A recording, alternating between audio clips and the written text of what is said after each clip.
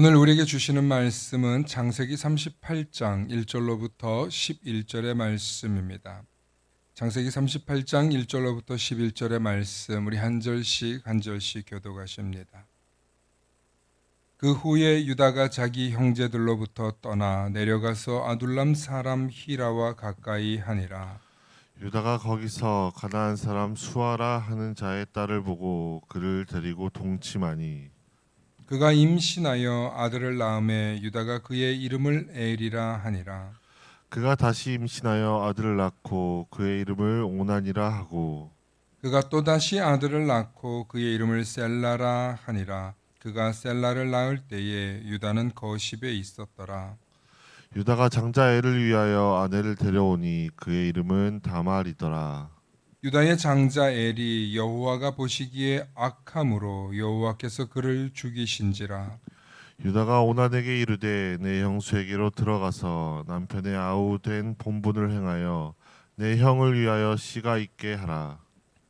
오난이 그 씨가 자기 것이 되지 않을 줄 알므로 형수에게 들어갔을 때에 그의 형에게 씨를 주지 아니하려고 땅에 설정하매 그 일이 여호와가 보시기에 악함으로 여호와께서 그도 죽이시니 함께 하십니다.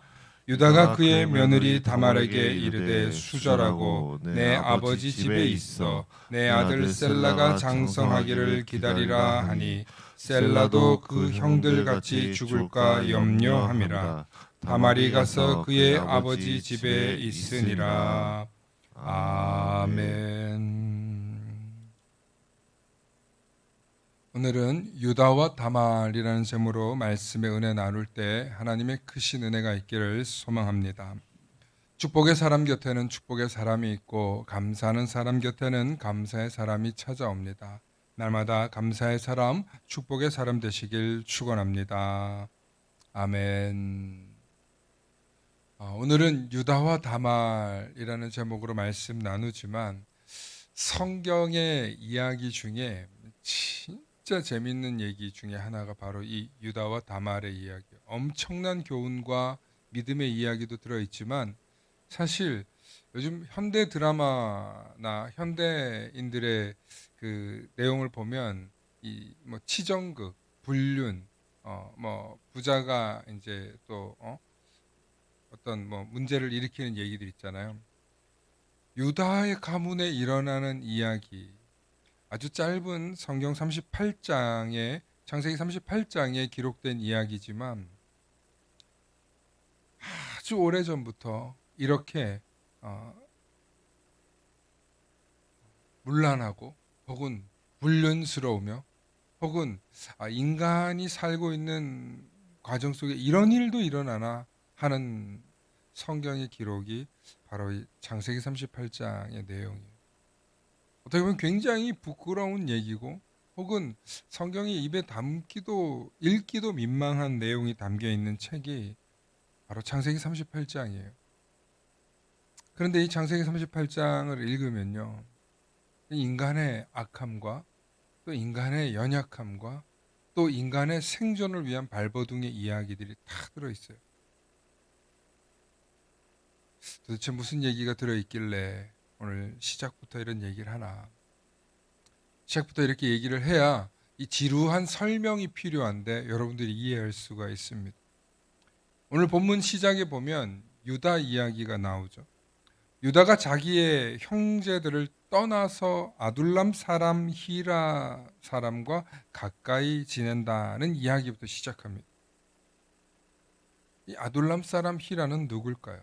그리고 유다는 왜 형제들을 떠났던 걸까요? 창세기 38장의 시작부터 갑자기 엉뚱한 부분이 많습니다. 왜냐하면 창세기 36장부터 시작되는 내용의 주인공은 누굽니까? 누구예요? 요셉이에요. 요셉. 36장, 37장 요셉의 이야기로 시작하다가 뜬금없이 38장에 유다의 이야기가 나와요. 그런데 제가 지난주에 르우벤과 유다의 이야기를 하면서 이 복잡한 형제들의 갈등 관계 속에서 장자였던 르우벤이 진짜 리더가 아니라 진짜 리더는 삼남 혹은 사남쯤 되는 유다가 나중에 형제들의 보이지 않는 지지를 받으면서 진짜 리더가 된다라고 얘기했습니다. 그러니까 우리는 요셉의 이야기만 있는 게 아니라 그 사이에 숨어 있는 유다의 이야기를 발견해내야 되는데, 그 유다의 내용을 발견하는 과정 속에 38장의 이야기는 유다가 오랜 세월 동안 산 이야기 중에 일부분을 아주 줄여서 요약한 거예요. 왜냐하면 유다가 아들을 낳는 이야기를 해요. 아내를 얻는 이야기를 해요. 아내 이름도 기록에 남지 않습니다. 그런데 그 아들들의 낳아서 장가가는 것까지, 손주를 보는 것까지 이야기를 이어가요. 그런데 정작 그 이야기는 전혀 다른 곳으로 튑니다. 그것이 오늘 창세기 38장에 나오는 유다를 통해 이어지는 무언가 중요한 사건, 중대한 이야기가 들어있다는 것입니다. 그래서 요셉의 36장 이야기와 37장 말미에 요셉이 보디발 장군의 집에 팔려갔다는 이야기를 딱 하고 난 뒤에 38장 1절에 갑자기 유다의 등장이 나오면서 유다 이야기가 나옵니다. 그래서 비평학자들은 이렇게 얘기해요. 이거는 유다의 이야기가 나중에 삽입되었다, 이렇게 이야기를 할 수도 있어요. 근데 이야기의 흐름상 그런 느낌을 받을 수는 있어요. 그런데 여러분, 이 성경이 구전으로 전해졌다 그랬잖아요. 구전으로. 근데 구전으로 전해지는 과정에서 옛날에 도깨비가, 호랑이가 얘기를 하면 애들이 궁금해서 물어보잖아요. 그런데 도깨비는 누구예요? 꽃감은 뭐예요? 하고 질문을 하면 부연 설명을 할 때가 있잖아요. 이야기의 흐름을 설명하기 위해서. 그러니까 유다의 이야기가 좀 그런 방식이에요. 유다를 설명해야 되는 상황이 온다는 거예요. 창세기 후반에 혹은 다른 성경 부분에도. 그래서 유다의 이야기가 필요한 거예요. 중요한 건 이 유다의 이야기를 통해서 오늘 우리가 이 숨겨진 이야기 속에서 말하려고 하는 게 무언가를 찾아내야 돼요. 그리고 대등하게 그와 관련돼서 며느리 다말이 등장합니다. 그래서 오늘 제목이 유다와 다말이에요. 유다와 다말.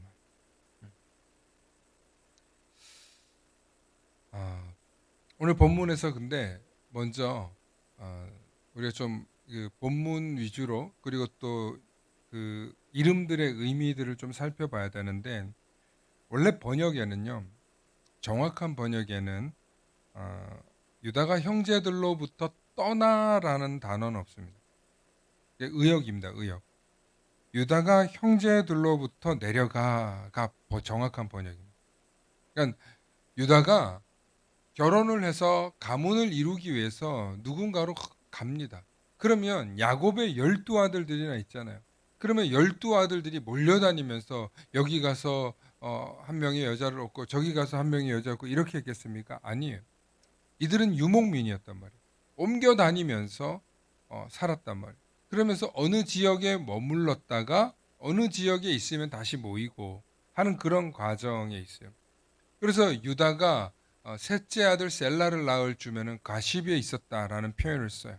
그러니까 어느 정도 장성하고 난 뒤부터는 이 형제들도 각자의 가문을 꾸리기 위해서 지방으로 흩어졌을 가능성이 있습니까, 없습니까? 그렇잖아요. 여러분들도 본가를 떠나서 다 이렇게 장가 가고 결혼하기 위해서 이사를 하시고 이전을 해왔잖아요. 어느 때가 되면 가문을 이루기 위해서, 아내를 얻기 위해서 뭔가를 떠나야 된다는 거예요. 유다도 지금 그런 입장에서 떠났다는 의미로 해석해야 되지, 형제들과 무슨 갈등이 있어서 떠난 걸로 이해를 하면 안 된다는 거예요. 그리고 이 유다가 그 형제들로부터 내려가서, 아마 지역을 아랫지역인 거예요. 그 아둘람이라고 하는 지역이 좀 더 아랫지방이 실제로 맞습니다. 그래서 아둘람 사람들이 모여 있는 공동체로 가는데, 이 아둘람이라고 하는 얘기를 설교를 많이 들어보신 분들은 알아요. 나중에 다윗하고 연관이 있어요. 여러분, 다윗은 누구의 후손입니까? 유다의 후손입니다. 뭔가 묘하게 이어지는 게 있는데, 중요한 건 여기서 아둘람 사람 히라라고 하는 사람과 어울렸다고 하는데 히라라는 뜻이 고상하다, 이런 의미를 가지고 있고 혹은 좀 장백한 이런 의미도 가지고 있습니다. 그래서 고상한 사람들과 어울렸다는 말로 해석을 해야 되는지 아니면 창백한 사람들과 어울렸다고 해석해야 되는지 조금은 어렵지만 그럼 왜 그런 표현이 있었나 하면 유다가 만난 사람들이 이후에 그 가나안 사람의 딸 수아라고 하는 자의 딸과 만나 동침을 합니다. 여러분 그냥 오늘 번역에는 수아의 딸을 만나 동침했다. 그냥 바로 취해서 그냥 뭐 이렇게 여자를 자기 뭐 물건처럼 삼았다. 이렇게 표현이 좀 되어 있지만 실제로 그런 게 아니라 요약해서 말하다 보니까 이런 거예요. 중요한 건 수아라는 사람의 이름의 뜻이 뭐냐면 부유하다라는 뜻, 풍족하다라는 의미를 가지고 있어요. 수아라는 이름이. 그러니까 이 아둘람 사람 히라와 잘 지냈는데 그 옆에 가나안 사람이니까 아마도 가나안 사람 중에 그 수아라는 사람과 부유한 집의 딸과 결혼을 했다는 거예요. 이건 뭘 의미할까요? 유다도 제법 그럴듯하게 좋은 집안의 가문의 아내와 결혼을 했다라고 볼 수 있습니다. 아버지 야곱의 12아들들 가운데 이 유다도 좋은 가문의 여성과 만나서 가문을 이루고 결혼을 하게 되었다는 것을 의미합니다. 그리고 그 수아의 딸과 결혼해서 스라의 아들 셋을 낳습니다. 이제 화면 넘겨주세요. 예, 어떤 아들을 낳냐면 엘과 오난과 셀라라는 세 아들을 낳아요. 뭐 딸도 낳았을 수도 있는데 딸 이름은 기록을 하지 않아요. 왜냐면 관심이 없기 때문에 성경은. 중요한 건 번듯한 가장이 된 거예요 이제. 그리고 출가해서 세 아들을 얻은 아버지가 된 거예요. 이 정도면 풍족하고 좀 부유한 집안의 모습이 나옵니까? 아들 셋이나 있고 대를 이을 수 있는 그런 가문이 된 것이고. 그러고 나서 곧바로 무슨 이야기로 시작되냐면 유다의 장자 엘을 위하여 아내를 데리고 왔다. 유다가 자기 아들 엘을 위해서 아내를 데리고 와요. 그 며느리의 이름이 바로 다말입니다. 다말. 그럼 이 다말 혹은 타마르라고 하는 이 단어가요, 종려나무와 관련이 있는 단어예요. 그래서 우리로 따지면은 다산의 의미를 가지고 있는 그런 의미예요. 다말이 다산을 의미하는 의미예요. 그러니까 며느리 다말을 데리고 와서 다산이라는 이름을 가지고 있는 이 여성을 데리고 와서 풍성하게 자녀를 낳고 싶었어요. 누가? 유다가. 그래서 장자의 아내예요. 내 아들 엘의 아내예요. 그리고 귀한 아들을 위해서 며느리도 아무데나 가서 데리고 왔겠어요? 아니에요. 다말이라고 하는 이름을 받을 정도로 정말 귀하게 크고 자손을 잘 낳을 만한 며느리를 데리고 온 거예요. 그래서 이제 애를 위해서 꽤나 괜찮은 집안의 며느리를 데리고 왔을 텐데 문제는 이 며느리가 들어와서 후손을 봐야 되는데 후손이 안 생겨. 놀라운 건 며느리를 통해서 후손이 안 생기는데 결론부터 얘기하면 하나님이 애를 죽이십니다. 며느리는 다말이라는 이름을 가지고 있는데 애를 여호와께서 보시기에 악함으로 그를 죽이신지. 도대체 무슨 일일까? 하나님이 죽였다고 나와요. 하나님이. 성경에 히브리어로 아카다라는 뜻이 라예요. 라. 라는 거의 타고난 악이에요. 타고난 악. 그냥 악한 행동, 뭐 악한 마음 이게 아니라 그냥 악의 근원에 가까운 표현을 써요. 굉장히 약하다는 뜻이에요. 그러니까 악으로 똘똘 뭉쳐져 있는 그런 표현이 라예요. 라. 굉장히 무서운 말이에요. 지체 없이 하나님이 죽여버리십니다.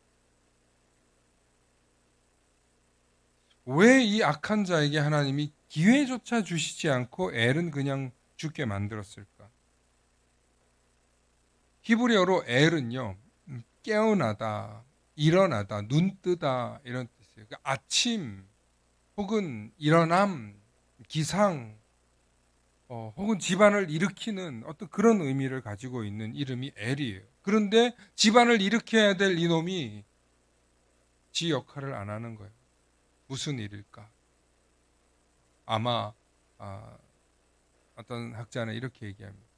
다말은 애를 낳으려고 늘 동침할 준비를 하는데 엘은 애를 안 낳으려고 아마 다른 짓을 하지 않았을까 그렇게 추측합니다.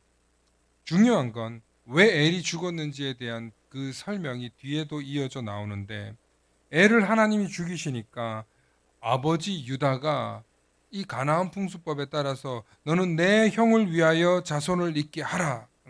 누구를 위하여? 내 형을 위하여 자손을 잇게 하라. 그래서 오난이 이제 형수의 방에 갑니다. 그리고 동침을 해야 돼요. 동침을 하는데 관계를 맺는데 어떤 생각을 하냐면 오난이 내가 내 씨로 자손을 낳아봐야 내 아들이 되지 않을 것을 알므로 성관계를 할 때마다 정액을 땅에다 쏟아버린 땅에다 설정했다 이렇게 성경은 나오거든요. 정확하게 하나님께서 이것이 보시기에 악함으로 죽였다고요. 창세기 38장 9절로부터 10절 말씀 우리 함께 보십니다. 오난이 그 씨가 자기 것이 되지 않을 줄 알므로 형수에게 들어갔을 때 그의 형에게 씨를 주지 아니하려고 땅에 설정하며 정확한 번역은 정액을 땅에 뿌리다 이렇게 표현이 맞아요. 정확하게. 근데 이거를 의역해서 성경에서 씨를 주지 않으려고 땅에 설정했다라고. 그 일이 여호와가 보시기에 악함으로 여호와께서 그도 죽이시니. 그러니까 지금 하나님께서 엘과 오난이 모두 죽임 당한 이유가 여기 있다는 거예요. 여호와가 보시기에 그 일이 여호와가 보시기에 악함으로 여호와께서 그도 죽이시니. 엘은 눈을 뜨다, 일어나다, 기상하다라는 의미를 가지고 있습니다. 오난은 어떤 의미를 가지고 있을까요? 강하다라는 뜻을 가지고 있어요. 강력하다. 예. 형은 일으키고 동생은 강력하게 밀어주고 끌어주고 해서 집안을 일으켜 달라는 게 이 유다의 바램이었어요. 그리고 셋째 아들이 셀라예요. 셀라는 뭐예요? 찬양이에요. 노래예요. 일어나고 강하게 일으키고 그리고 우리 즐겁게 살자. 그런 마음으로 유다가 세 아들을 낳았는데 문제는 이 아들들이 하나님이 보시기에 악함으로 두 아들이 다 죽었어요. 유다가 세 아들을 낳고 얼마나 기뻤겠습니까? 세 아들을 낳고 얼마나 행복했겠습니까? 그런데 두 아들이 며느리 하나 잘못 들어와가지고 다 죽은 거예요. 유다 입장에서는. 그러니까 유다가 어떤 생각을 하냐면 이거 셋째 아들 아직 어리거든요. 오늘 11절에 아직 셋째가 어리니까 장성할 때까지 기다리고 며느리 다말로는 니네 친정집에 가 있으라 아버지한테 보냅니다. 셀라도 생각합니다. 이거 형들이 죽은 것처럼 나도 죽는 거 아니야? 하나님께서 그렇다면 이 엘과 오난이 악하다고 보신 이유가 뭘까요? 오난이 씨를 주지 않으려고 땅에 설정했다는 것을 보시고 하나님이 그게 악하다는 거예요. 여러분 이게 어떤 의미를 가지고 있냐면 아버지 유다나 그리고 다말이나 그리고 또 야곱이나 그 위에 선대 이삭과 아브람 이야기를 보세요. 여러분 근근히 살아내는 이야기를 하는데 그 핵심의 이야기가 뭐예요? 후손을 보는 거예요. 후손을 보는 거예요. 아브라함이 하나님께 받은 약속 중에 가장 강력하고 소망이 되는 약속이 뭐였냐면 네 자손을 하늘의 별과 같이 땅의 모래알과 같이 되게 해주겠다는 거예요. 여러분, 인간의 모든 소망과 바람과 또한 생존이 바로 여기 달려 있어요. 후손을 봐야 되고 그 후손이 가문을 이뤄야 내가 살 수 있었고 살아남을 수 있었어요.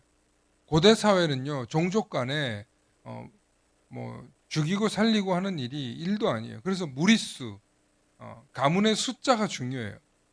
남자들이 중요해요. 왜냐하면 전쟁을 할 수 있었기 때문에. 또한 여자도 중요했죠. 후손을 낳을 수 있기 때문에. 아주 본질적으로, 본능적으로 가문을 만들고 후손을 보는 게 너무 중요한 일이에요.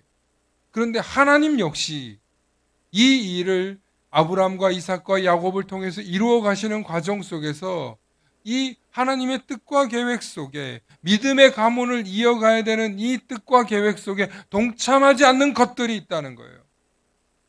그런 자들은 하나님 어떻게 하신다고요? 죽이셨다는 거예요. 죽이셨다. 아주 짧은 이야기로 보면은 너무나 쉽게 태어나고 쉽게 죽은 것처럼 보이지만 그들이 죽은 이유가 바로 하나님 보시기에 악해서 죽었다는 거예요. 하나님 보시기. 그러므로 생명의 탄생과 생명의 존귀함을 이어가지 못하는 자들은 하나님 보시기에 악하다는 거예요. 하나님 보시기. 이 장자와 둘째는 하나님의 뜻과 계획에는 관심이 없었습니다. 유다 혼자서 가문을 걱정하고 유다 혼자서 어떻게 하면은 가문을 이룰까 이런 근심을 하고 있는 거예요. 그런데 문제는 유다 역시 한 가지 더 문제가 있었어요. 그게 뭐냐면 하나님이 어떤 방식으로 가문을 이어가고 축복하고 이끌어 가시는지를 유다는 아직 경험하지 못했어요. 그래서 유다는 어떤 마음으로 했냐면 자신의 힘과 능력을 믿으며 자신의 방법으로 자손을 이어갈 거라는 생각이 있었던 것 같아요. 그래서 아들 엘과 오난을 그리고 며느리 다말을 얻어서 그렇게 후손을 보게 했고 그 고대 가나안법에 따라서 큰 형이 죽으면 둘째 아들이 형수에게 들어가서 자녀를 낳는 장자계승법 이런 것을 그대로 이어가고 있었어요. 그런데 문제는 셋째 아들마저 어려서 죽을까봐 유다가 근심하면서 다말에게 보내지 못합니다. 그런데 그 사이에 어떤 일이 딱 생기냐? 두 아들 잃은 어머니가 죽습니다.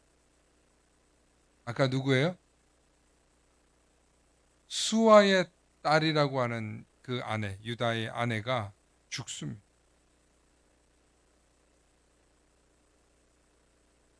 그러다 보니 며느리 다말을 친정집에 보낼 수밖에 없는 거예요. 이제 유다는 자기 아들 셀라하고 셀라가 이제 커서 장가들 때까지를 보호해야 되는 거, 보호해야 되는 거. 오늘 여기서 우리는 생각해야 될 게 바로 이 장자 우선주의 혹은 가문의 대를 잇는 길의 의미에 대해서 좀 생각해 봐야 됩니다.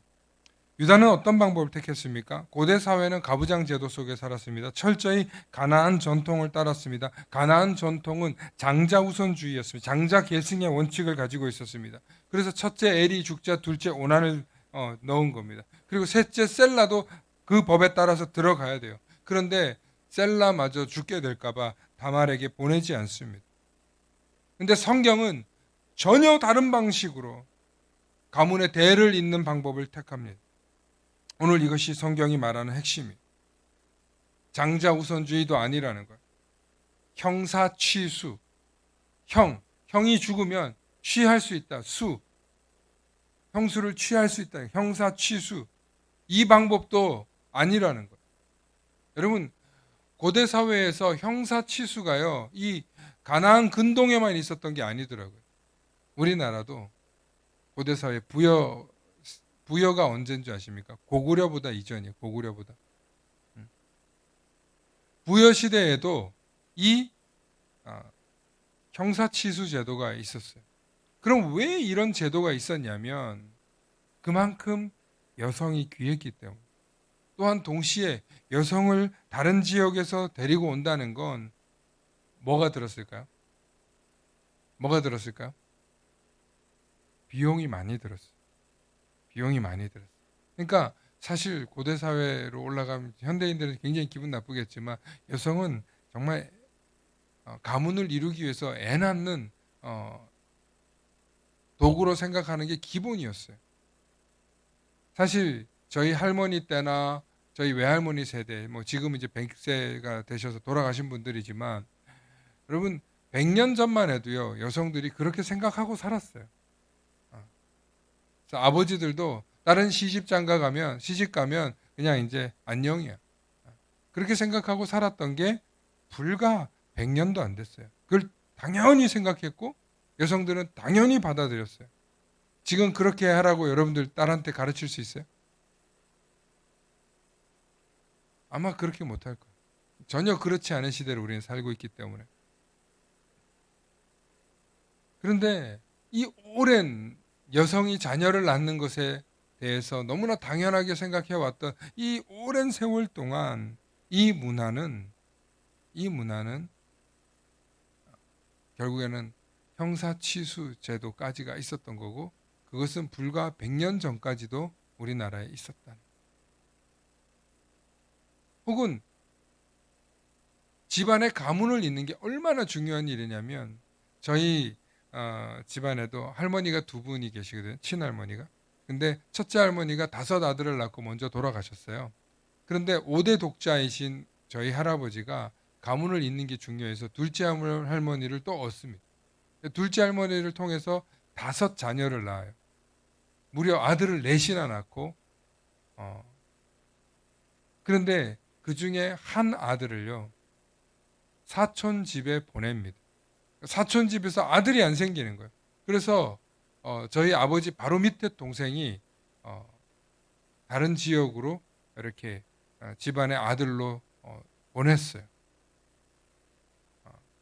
지금도 우리 작은 아버지는 그때 그 얘기하면서 저희 아버지 살아계실 때 많이 우셨어요. 그 얘기하면서 형들 떠나서 그렇게 살았어야 돼. 어른들이 그렇게 생각했던 거죠. 어른들이 결정이 법이었고.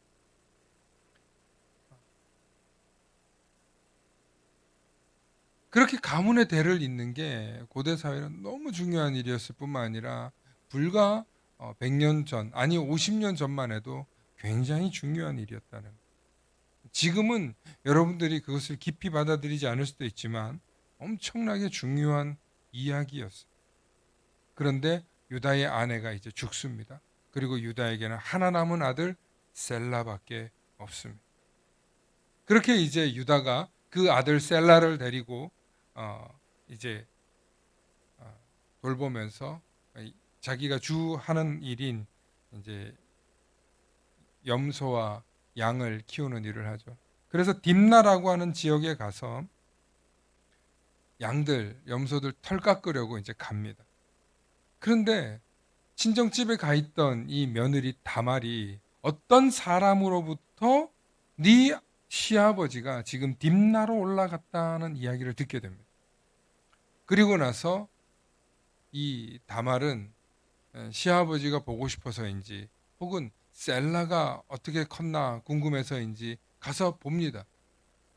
딥나에 가서 숨어서 보니까 아니 셀라가 다 컸거든. 이제 장가 갈 만 나이가 되었는데도 아직도 안 보내주는 거야. 그러니까 며느리 다말이 얼굴을 가리고 유다 앞에 나타납니다. 놀랍게도 얼굴을 가리고 나타난 이 다말을 못 알아볼 뿐만 아니라 이제 호레비가 된 유다가 무슨 마음이 동했는지 그 여인을 보더니 얼굴을 가린 걸 보고 아 쟤는 창녀인가 보다라고 생각을 하고 내가 너와 동침할 수 있게 해달라라고 얘기를 하고 그리고 다말은 신부를 숨기고 그럼 나한테 뭘 주겠냐라고 협상을 합니다. 그런데 이 양떼와 염소를 털깎으로 다 보냈으니 지금 줄 게 없는 거예요. 그래서 내가 염소 새끼를 줄 테니까 일단 좀 재미 좀 보자라고 지금 유다가 한 거예요. 근데 다말이 그러면 당신이 가지고 있는 그 허리띠와 도장과 지팡이를 그럼 잠깐 나에게 맡겨라. 그럼 내가 염소 새끼 받고 돌려주겠다. 라고 하고 둘이 동침을 하고 다말은 그 즉시 아이가 생깁니다. 임신을 하고 그리고 유다는 재미 보고 돌아갔습니다. 참 입에 담기 어려운 얘기인데요.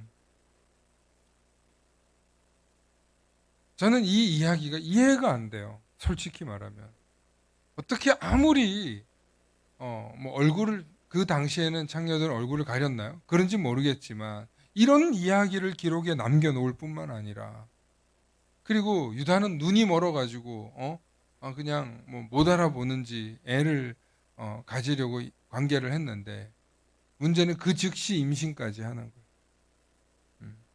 그러니까 여기에는 어떤 긴 이야기가 있었을 수도 있는데 그 이야기는 아주 짧게 요약되었다라고 보는 게 정상적입니다. 그것이 이제 학자들의 변론인데요. 중요한 건 다말이 자신의 집으로 이제 돌아가 버렸습니다. 돌아가고 3개월 뒤에 다말이 어디 나서 행음을 해서 애가 생겼다는 소문이 나요.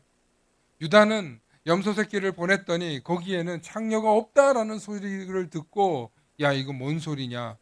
이거 허리끈과 도장과 지팡이는 다 잃어버렸는데 그러면 내가 창피당할 수 있으니까 그냥 염소 새끼 두고 와라 하고 유다도 자기 집에 돌아와 버려요. 그런데 집에 와서 돌아보니까 몇 개월 뒤에 며느리 다말이 이게 이 고얀 것이 행음을 해가지고 지는 밖에 나가서 재미 봤으면서 며느리는 임신했다고 잡아서 불살을 하는 거예요. 장세기 38장 25절 말씀에 이렇게 나와요. 불살을 하고 하니까 며느리 다말이 이제 붙잡혀 왔어요. 그래서 다말이 이렇게 얘기합니다. 우리 함께 읽어보실까요? 25절 함께 읽습니다. 시작. 여인이 끌려나갈 때 사람을 보내어 시아버지에게 이르되 이 물건 임자로 말미암아 임신하였나이다.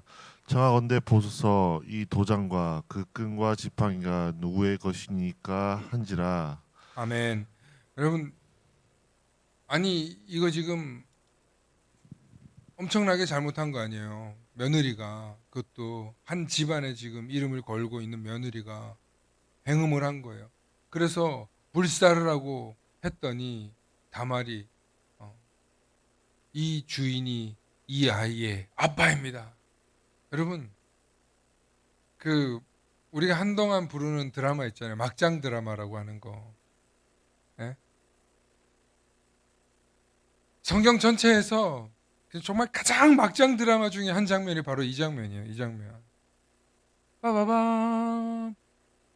이 아버지가 다음 편에 계속됩니다.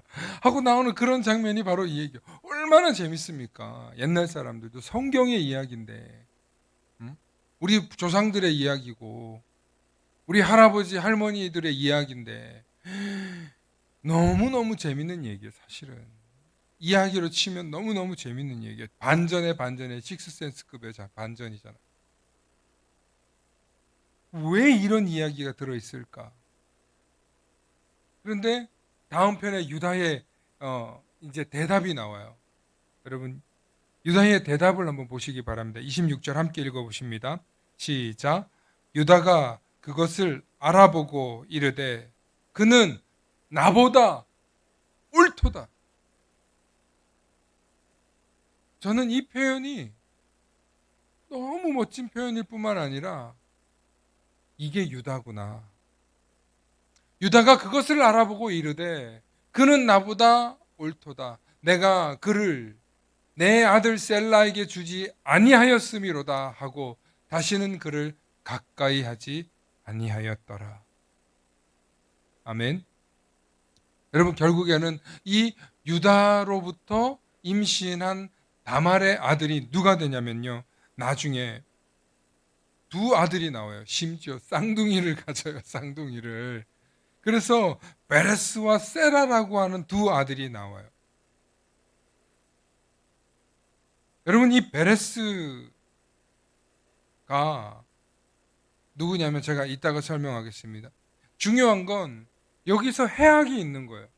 유다는 좋은 집의 아내를 얻어서 거기서 아들을 얻어서 집안을 일으키고 서로 밀어주는 힘 있는 둘째 아들 오난을 통해서, 그리고 셋째 셀라를 통해서 함께 즐겁게 살고 싶었던 그런 유다의 마음이 뭐였겠습니까?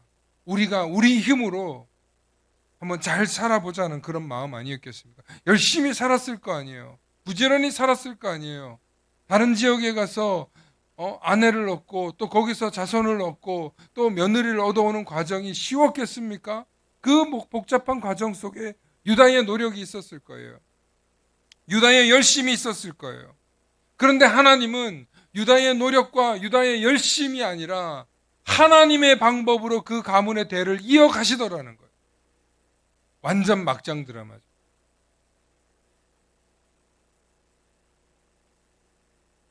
이렇게 유다의 후손은 그 대를 이어 전혀 다른 가문으로 흘러가는데, 이 다말의 아들 베레스가 나중에 누가 되냐면 룻기에 나오는 보아스의 할아버지가 되고요.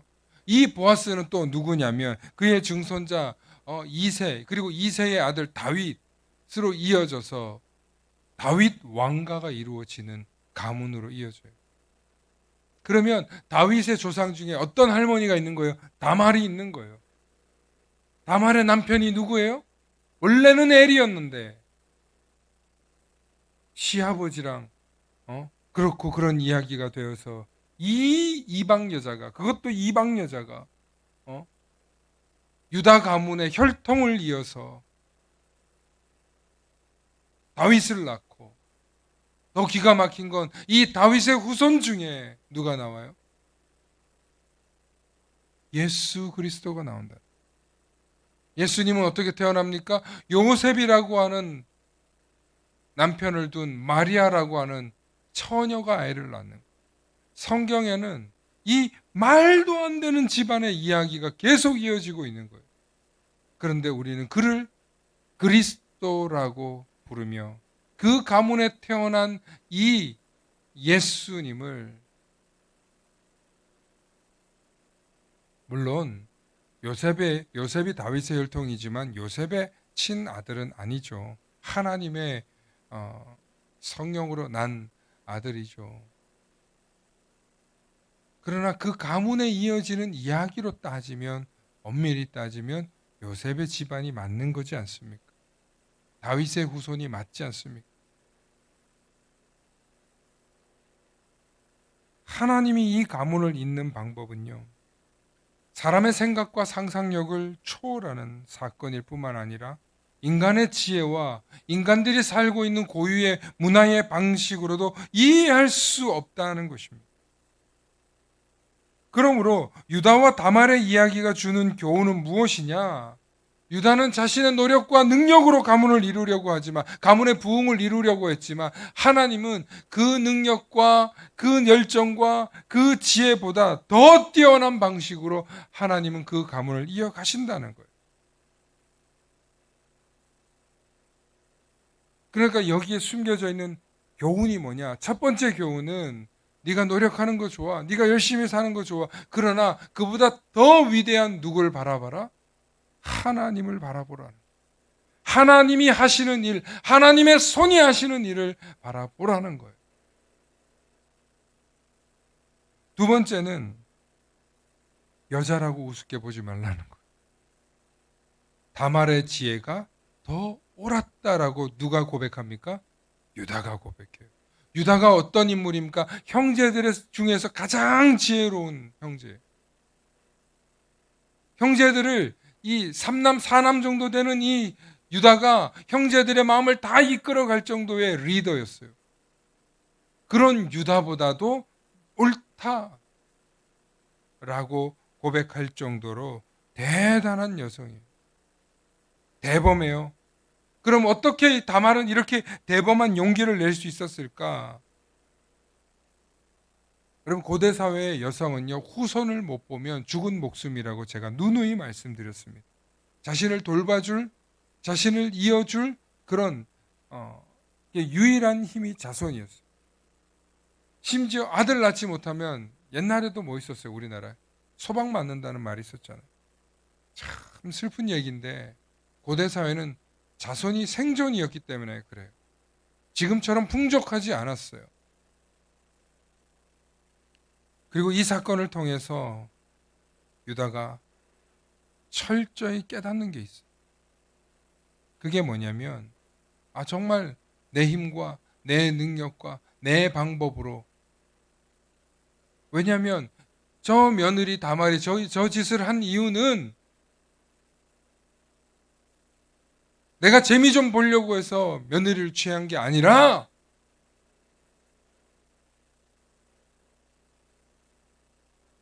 내가 내 아들 셀라를 그에게 보내지 아니하였습니다. 여러분, 그게 자의든 혹은 어쩔 수 없든 그렇게밖에 고백할 수밖에 없어요. 그래서 다말이 살아났습니다. 그리고 자기의 며느리가 자신보다 옳다는 말로 모든 허물을 덮습니다. 저는 이게 유다가 훌륭한 리더가 될 자질을 보여준 거라고 말씀드리고 싶어요. 유다와 다말의 이야기가 주는 이야기는 불륜이나 치정의 이야기를 하려는 게 아니에요. 혹은 불륜이나 치정을 저질러 놓고 잘못을 저질러 놓고 유다처럼 이렇게 덮으면 된다, 이런 이야기도 아니에요. 그런 열린 결말을 말하자는 게 아니에요. 유다는 유다대로 자기 자신의 아들 셀라를 지키려다 보니 며느리를 멀리 떠나보냈고, 다말은 다말대로 이렇게 후손을 못 보고 수치를 당한 채로 살아가다가는 결국 소방 맞은 꼴이 되니까 어떻게든 살기 위해서 그의 시아버지라도 붙잡아야 되겠다 라는 그런 지혜가 어떻게 다말에게 생겼을까? 그 용기가 어떻게 다말에게 생겼을까? 아마 유일한 게 있다면 생존이었을 거예요. 생존. 계속 말씀드립니다. 고대 사회의 생리는 후손이 없는 여성은 죽은 목숨이라는. 그렇기 때문에 다말의 입장에서는 목숨을 걸고 자손을 보아야 했던 거예요. 그리고 이 목숨 걸고 자손을 보려고 했던 이 여성의 지혜를 성경은 높이 산 거예요. 할렐루야. 그리고 그 지혜를 누가 주셨다? 하나님이 주셨다. 그 용기를 누가 주셨다? 하나님이 주셨다라는 것으로밖에 우리는 해석할 수밖에 없어요. 비록 비현실적인 이야기지만, 정말 말도 안 되는 이 이야기지만, 옛날 옛적에 같은 이 이야기지만, 이 이야기의 핵심은 결국 하나님이 하신다. 하나님의 방법대로. 인간이 옳고 인간이 옳다고 믿는 방법대로 가는 것이 아니라 하나님 그 인간의 방법을 뛰어넘어서 더 놀라운 방식으로 하나님은 자기의 일을 해 나아가신다는 사실을 우리는 깨달으면서 오늘도 말씀을 통해서 나의 방법과 나의 능력과 나의 생각을 초월하시고 뛰어넘으시는 그 하나님께 살려달라고 부르짖는 이 다말처럼, 생존하기 위해서 목숨을 걸어야 했던 다말처럼 우리가 부르짖으며 나아갈 때 하나님은 우리에게 길을 열어주시는 줄로 믿습니다. 함께 기도하십니다. 사랑의 아버지 하나님, 감사합니다. 오늘도 이 말씀을 통하여서 우리가 배우는 교훈이 있습니다. 우리의 방법과 우리의 생각과 우리의 지혜보다 뛰어나신 하나님의 지혜와 하나님의 방법이 우리 삶에 이루어질 것을 기대합니다. 그러므로 우리의 연약함을 내려놓고 나의 능력과 나의 힘을 과신하지 않고 하나님을 의지하며 하나님의 손을 바라보며 나아가는 우리들이 다 될 수 있도록 하나님 믿음을 부어 주시옵소서. 감사드리며 우리 주 예수 그리스도의 이름 받들어 간절히 기도 올리옵나이다. 아멘.